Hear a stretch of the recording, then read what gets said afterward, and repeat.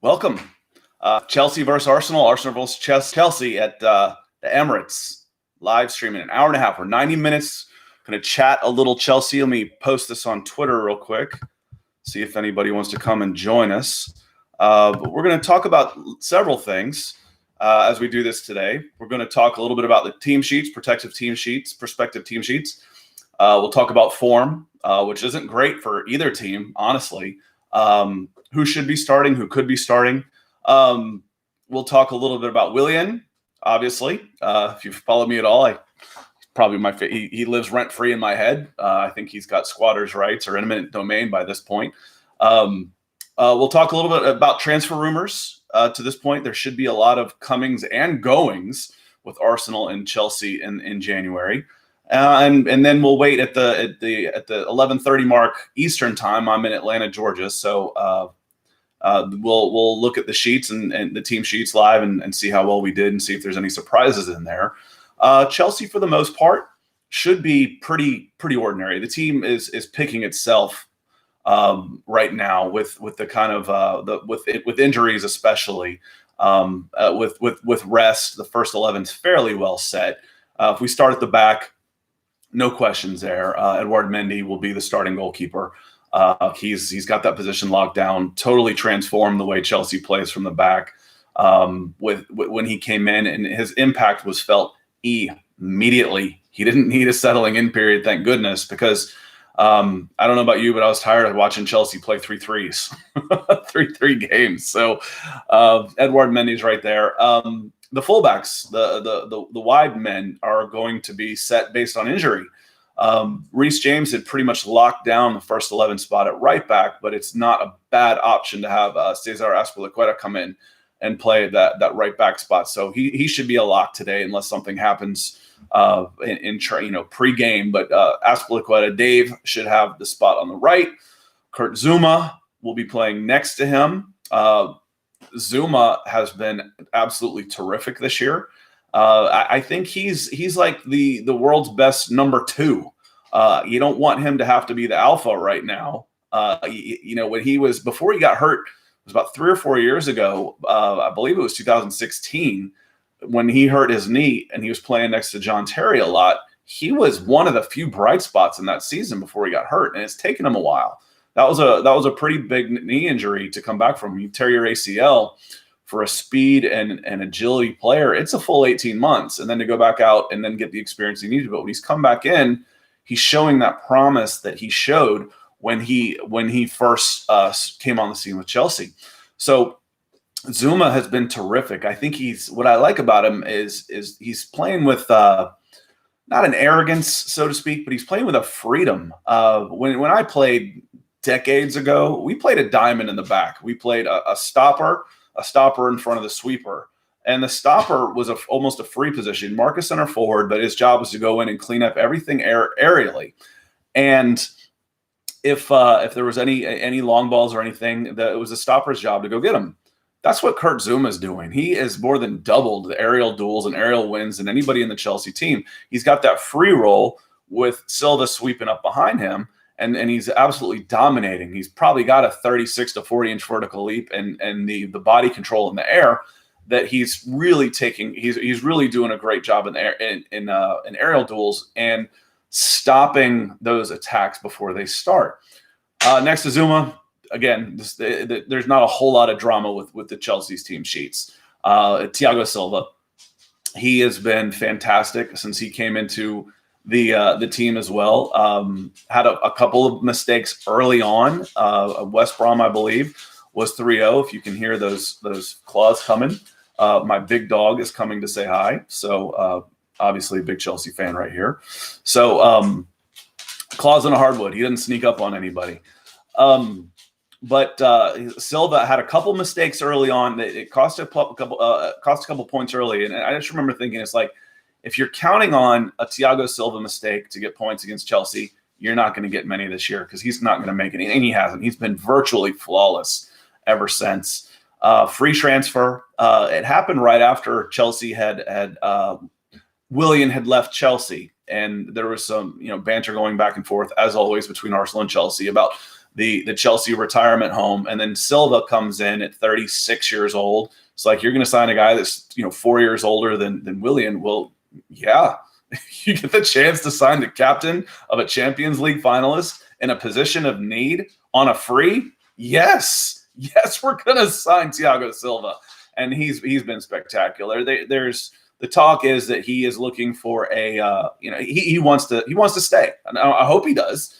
He wants to stay, and I want him to stay. So we're hoping that he gets an extension, can play. If we get 2 years at this level, Thiago Silva, it's not going to be just what he does in those 2 years on the field, but what he'll be able to bring to the teams moving forward. If you've got whether Tomori stays or goes, Zuma, we've seen the growth there already.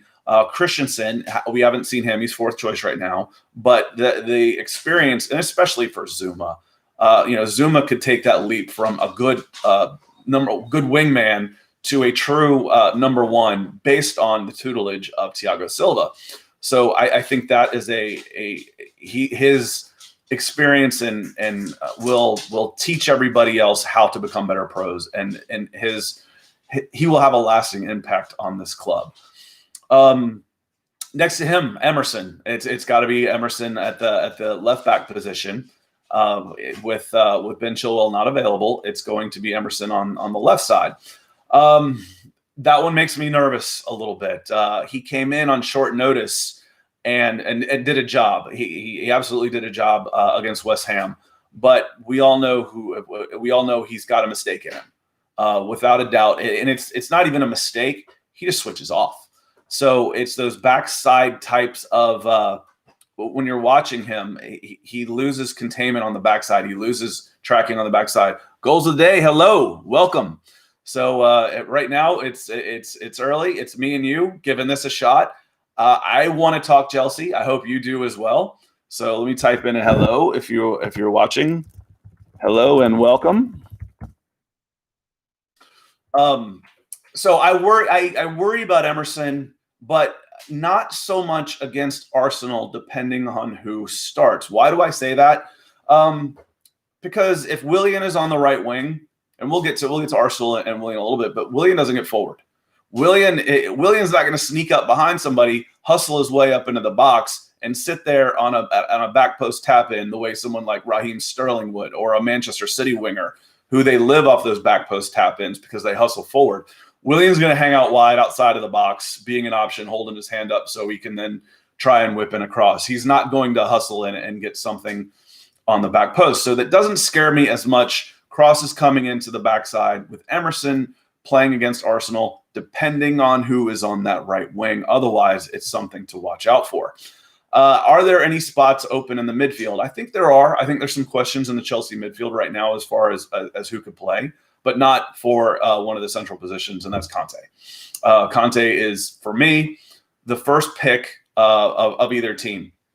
If we were doing, if we took both rosters and put them together and said, I'm going to pick 11, you're going to pick 11, and then we're going to go play 11v11, N'Golo Conte would be my first pick.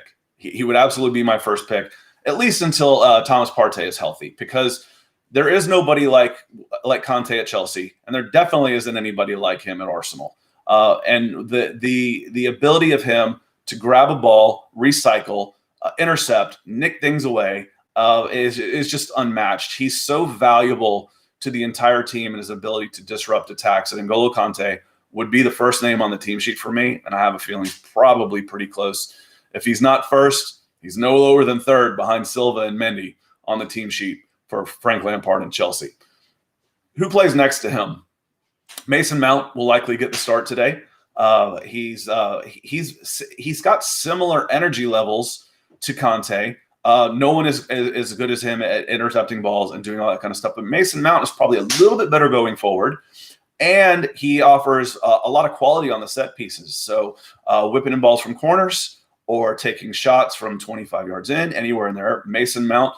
Again, Mount is integral to the way Chelsea wants to play with a high-pressure attack. And he runs hot and cold with Chelsea fans, and I think a lot of it has to do with how the front three are doing. If you when you have Mason Mount in a front three because he had to because of lack of options, he's not going to be much of a goal threat. He's going to be a high press energy type of person, which is what people said about Willian, which they weren't too, we weren't thrilled with at Chelsea. If he's not offering a goal threat because the front three aren't firing, let's say last year you've got Mount in a midfield three, and you've got Giroud or Abraham, Willian on the right, and then before Pulisic started firing, you really had not a lot of goal options in the Chelsea lineup. So you want more from Mason Mount. But if you've got your front three of Giroud or Abraham, Pulisic, Ziyech when he comes back, hopefully, Warner has gotten almost 10 goals and assists so far, and he's missed a bunch of chances. So it's taken some of the focus off of the midfield. When you've got those front three offering something in the back or going forward, you don't worry about the midfield's lack of goals. Look at Liverpool. Does anybody worry about how many goals are coming out of the Liverpool midfield? Anybody? No, of course not. Because you got Salah and Mane up front pouring in 50 goals a season, and Bobby Firmino chipping in maybe 8 to 10, but he's the straw that stirs the drink up there in the middle. Similar to the way Giroud plays with France. That's kind of the comparison I look at when I see Bobby Firmino. Is Giroud with France, where he's a target guy and everything starts and he's the hub of that spoke. So Mount is one of my second ones behind with Conte. So I think if we've got any questions in the Chelsea 11, one of the spots that's open that rotates right now is that third midfield spot. Who do I go with today? Kovacic. I would go with Kovacic today. I'm hoping that Havertz becomes that guy. Becomes the guy that takes all of that physical ability. He's so casual that people don't realize what a physical specimen he is. When he goes in on set pieces, you realize he's eye level with Zuma. And Zuma's the one winning all of these things and winning all these goals and on corners and chipping in goals and winning all these headers. He's eye level with Zuma. He's so smooth on the ball, and we're talking about Kai Havertz now, that you don't realize how fast he is. Because when he starts breaking, when he picks a ball up deep out of the midfield and starts headed for the midline and going towards the opposition goal, nobody catches him. Nobody. And he's pretty good about picking a pass on the wing. So when he's leading that break, I love watching him in full flow, but he's not quite there yet. He hasn't quite settled into the team yet. He's a little low on confidence. So my pick for the third midfield spot would absolutely be Mateo Kovacic. You know what you're going to get from him. And again, when you've got three in the midfield of Mount, Conte, and Kovacic, you've got three guys that are high energy. Mount and Kovacic are good on the ball as far as taking the ball out of pressure areas. And then Conte is great about sweeping up and cleaning up and disrupting and getting the ball out. And, he's not bad of moving the ball forward because he's so energetic that nobody wants to track him. Once he breaks a line and starts going, he's pretty good about moving the ball 20, 30 yards upfield before getting distribution. So going back through there for the seven players I've named that I think will start for Chelsea, the back five is pretty easy. Mendy, Dave, Silva, Zuma, and Emerson. And then Conte and Mason Mount, I think, are givens. And then the third midfield spot, I would go with Kovacic. I have a feeling he's going to start today. I don't think it's going to be Jorginho. I don't think it's going to be Havertz yet. I think those will be bench options. Up front, on the right wing, I still go Timo Werner. He causes so many problems for the opposition with his pace, especially going against a team like Arsenal, who's not afraid to push forward. That his pace on the right wing until Ziyech is completely healthy, I think is going to be a big part of the game.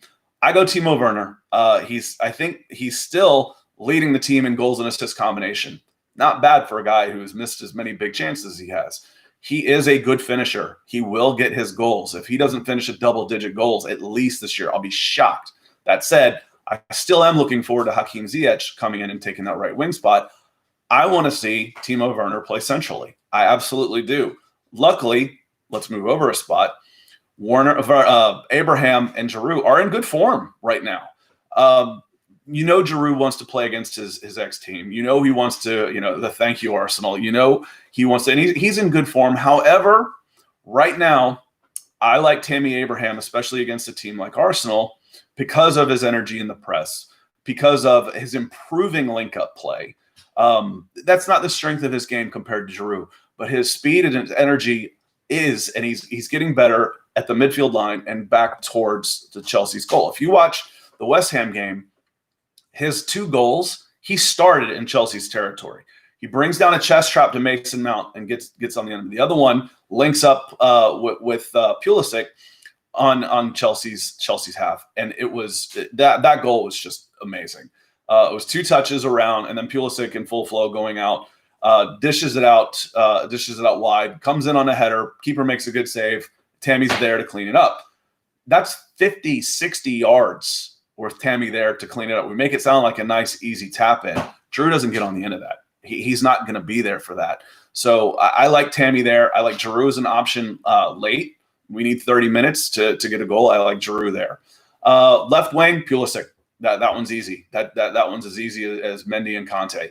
So I think that is a fairly simple discussion right now as far as where we go on the left wing. I think right now, I think he's the best attacking player on either team.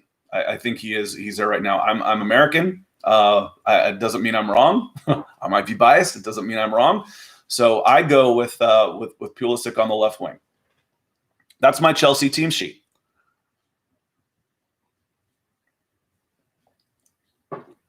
Now we go over to Arsenal, and Arteta's messed around with. Messed around's not the right phrase.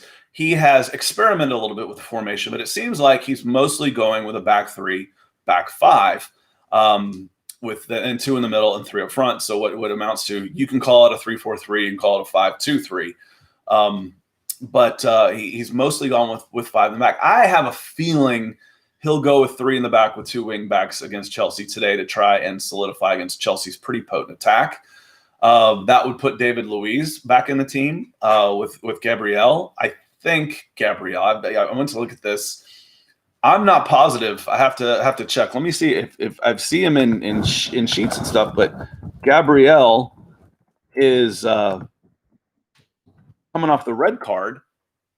If he's eligible, he's first pick. Left wing back with Tierney, that's an easy pick, and I think right wing back with Bellerin.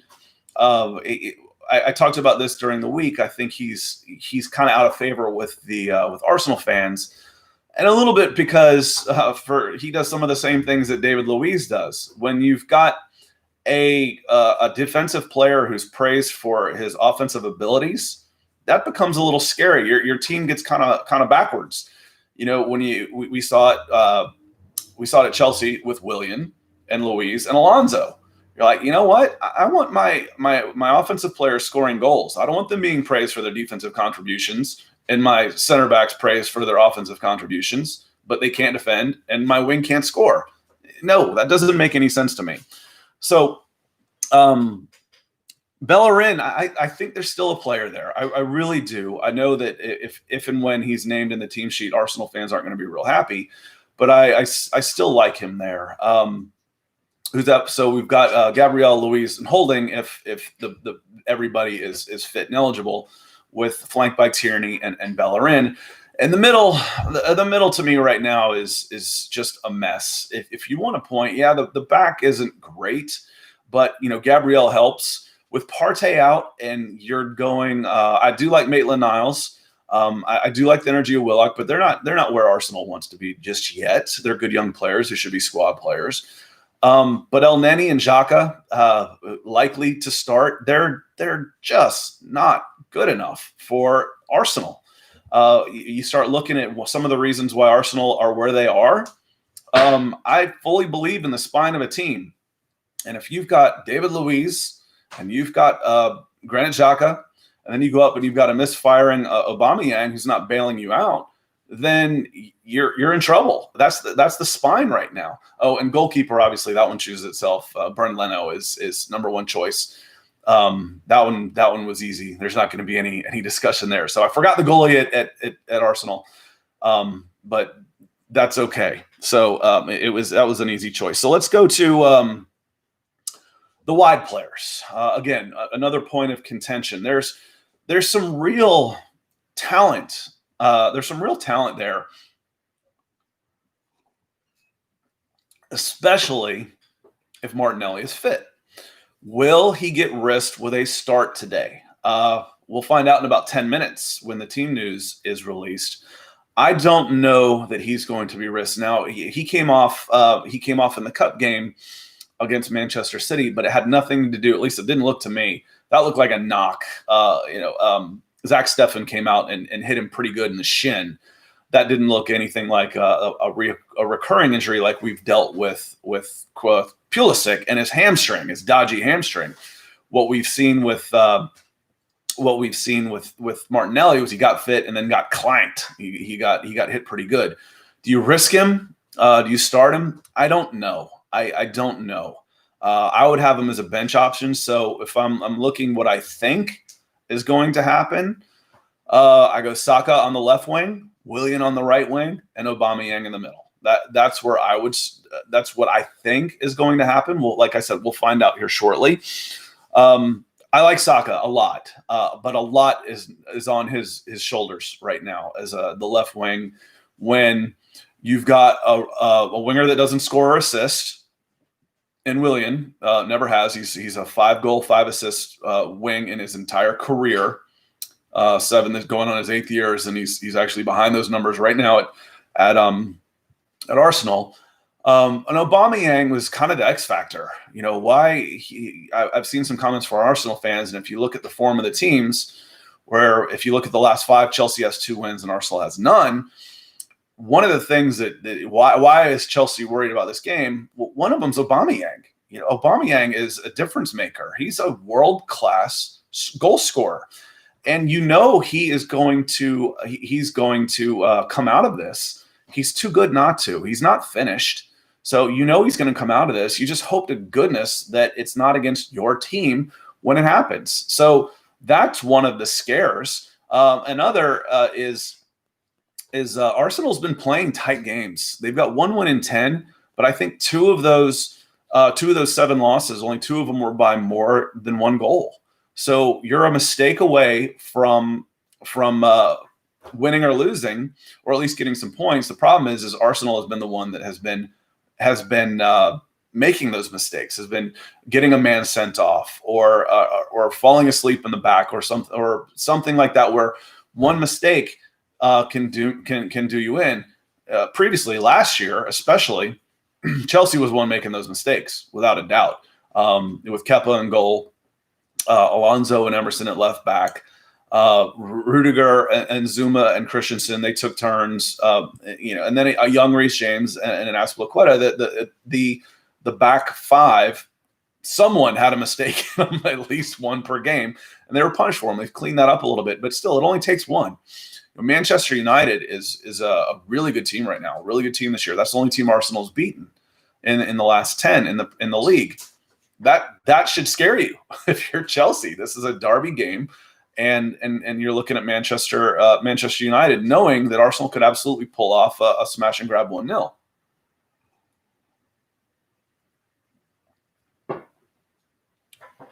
So we talk about the team sheets, protective team sheets, and we'll see how they are coming out. Who could be playing in there? Or let's real quick. Let's hit on one of the rumors that has gone around, and Marcus Alonso to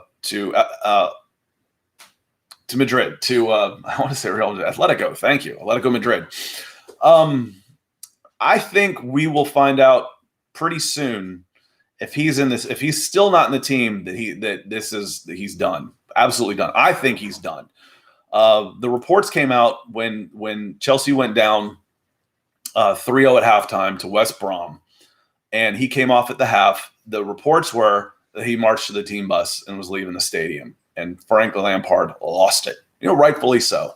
That's not a professional move, and we haven't seen him since. Now, with Reece James out, with Chilwell out, you're down to 2 fullbacks right now with Azpilicueta and with Emerson, if you don't have Alonso in the team. So if he's not in the team and you're only going with 2 fullbacks, that tells me that he has absolutely no chance of coming back into the Chelsea team. If he's not in the team sheet today, he's got no chance of coming back. So I don't want Emerson playing left back during this crowded fixture list. Chelsea plays again on Monday. Then they play again on the 3rd. I don't want Emerson being there. So what are your options?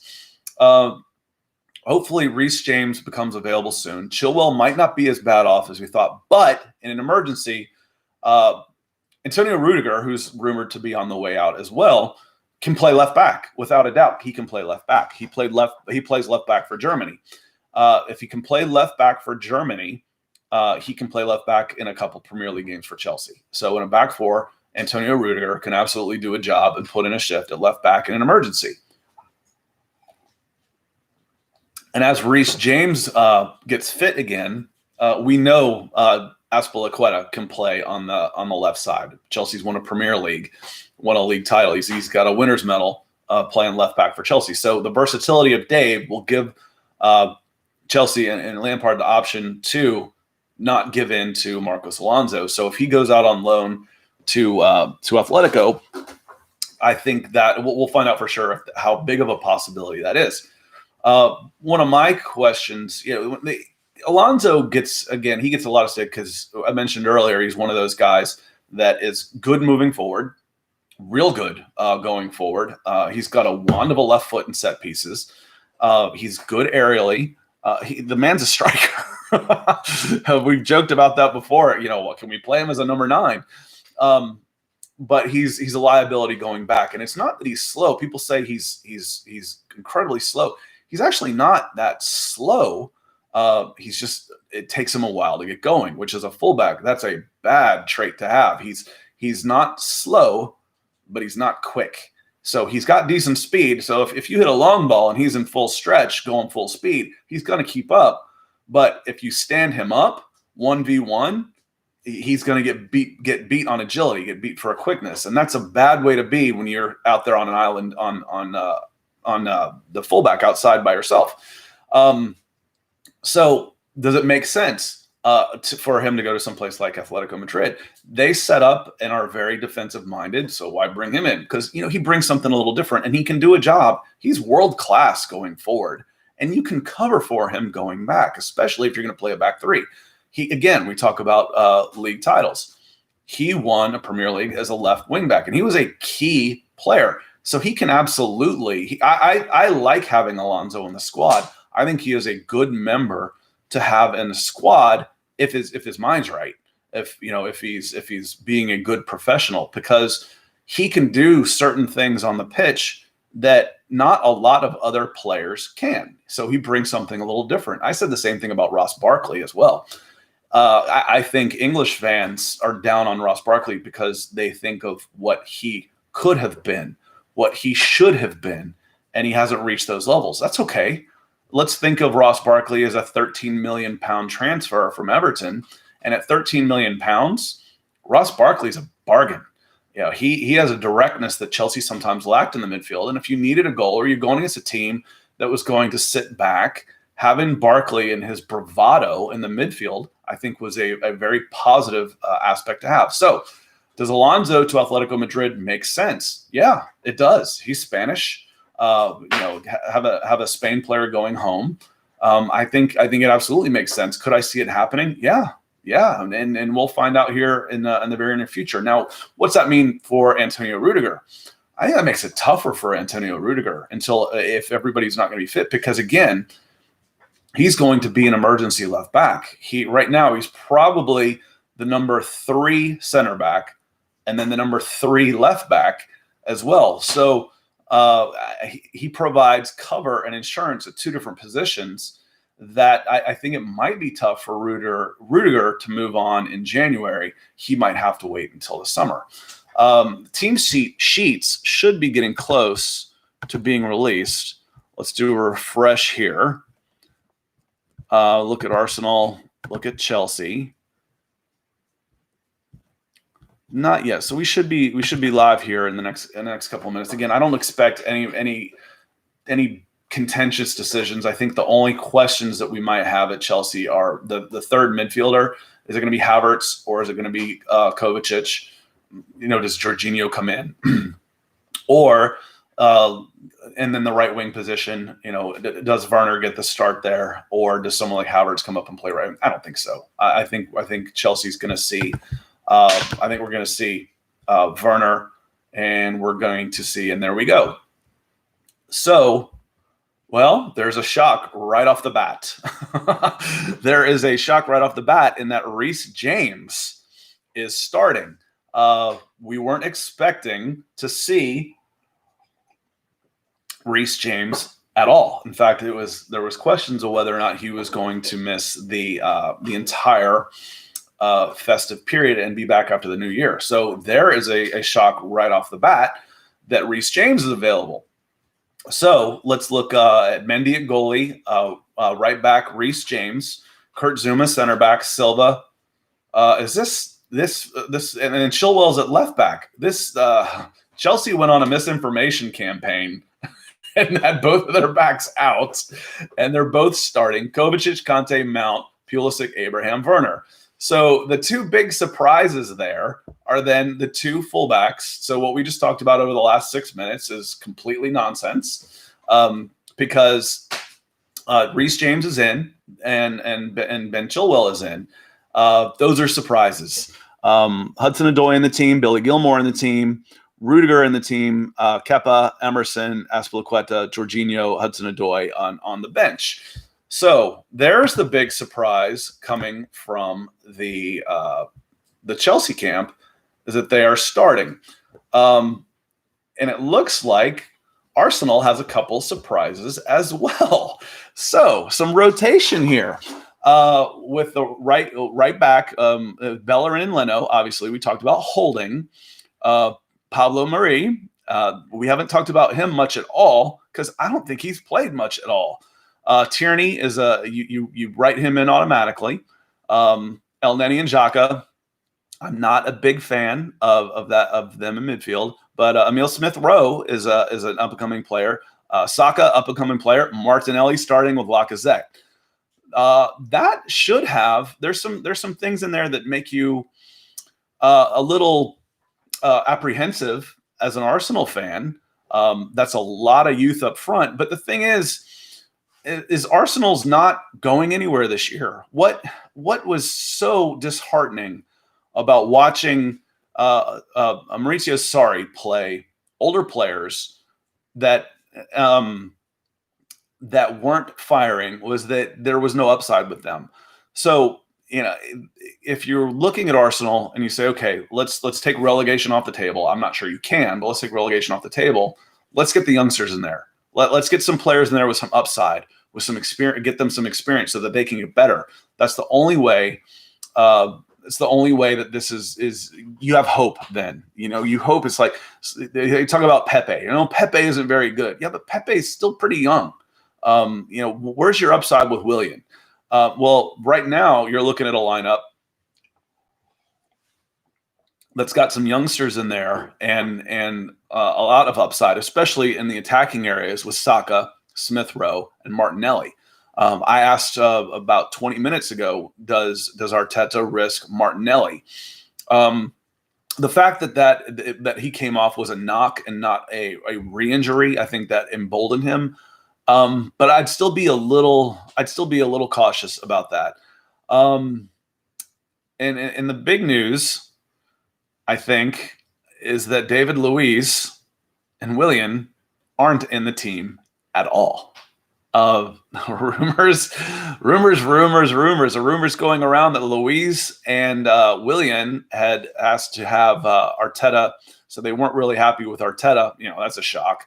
The two Brazilians, complaining about the manager, and how would anybody have ever thought that was going to happen? That they're not in the team at all. Does that lend some credence to those rumors? I think it does. So, wow, goodness, that is quite the team sheet from Arsenal. I'd still. If Arsenal fans aren't going to be thrilled about seeing Lacazette, Xhaka, El Neni, and Bellerin, but you know what? This is a change up. This is absolutely a change from Arteta. things weren't working. I know this phrase of the definition of insanity is doing the same thing over and over again and expecting a different result is overplayed now, but it hasn't been working. This is a shot across the bow. We're playing Chelsea, and I'm going with these 4 kids in my attacking areas, and I'm gonna save Aubameyang for the end, give Lacazette a chance. Now, the negative folks among us might say that they're shopping some of these players or putting them in the shop window. If you are a cynic, I am a cynic, but I don't necessarily know that that's the case. You look at some good young players, and if they can keep improving, and then you can supplement them with some truly outstanding players. Well, where have I seen that happen before? This was Chelsea's first year under Lampard, where they're on a transfer ban. Then Eden Hazard leaves for 150 million. They get 60 million for Alvaro Morata. You got 200 million to then invest into the current squad. So I think the big talking point right there is this lineup from Arsenal. Again, David Luiz and Willian not in the team at all. I'm shocked. I'm honestly shocked. That shocks me more than having Reece James and Ben Chilwell starting. That Willian and David Luiz, because Willian always starts.